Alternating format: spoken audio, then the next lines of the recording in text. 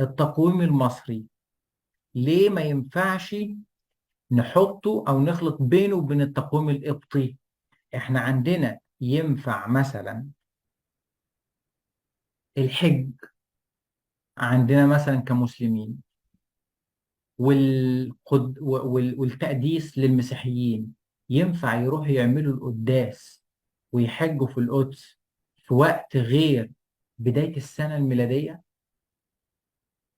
ينفع نروح نحج حجة كبيرة بوقفة عرفات وبتاع غير في شهر ذو الحجة، ولا لازم في الشهر ده؟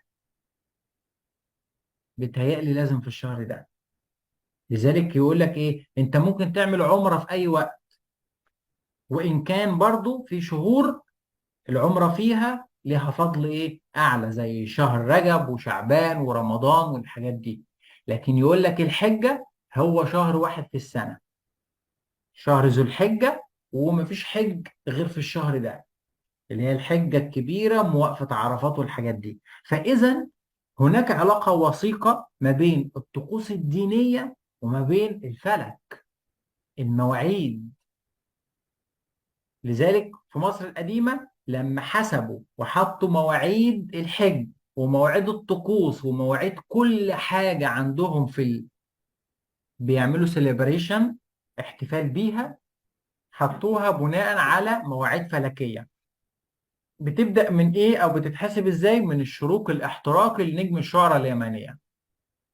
فاحنا دلوقتي من ضمن الحاجات دي، امتى كانت بتبدأ استقبال مجموعة جديدة من مريدين إيزيس عشان يغيروا حياتهم وياخدوا شوية تيتشنج يعيشوا بيهم لمدة سنة عشان يجوا ياخدوا الليفل التاني من تعاليم إيزيس، وبعد كده يعيشوا بيها سنة لحد ما يجوا ياخدوا الليفل التالت من تعاليم إيزيس؟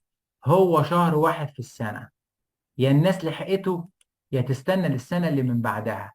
شهر اسمه كاحركا، شهر نوفمبر. كاحركا هو الشهر الوحيد اللي بتستقبل فيه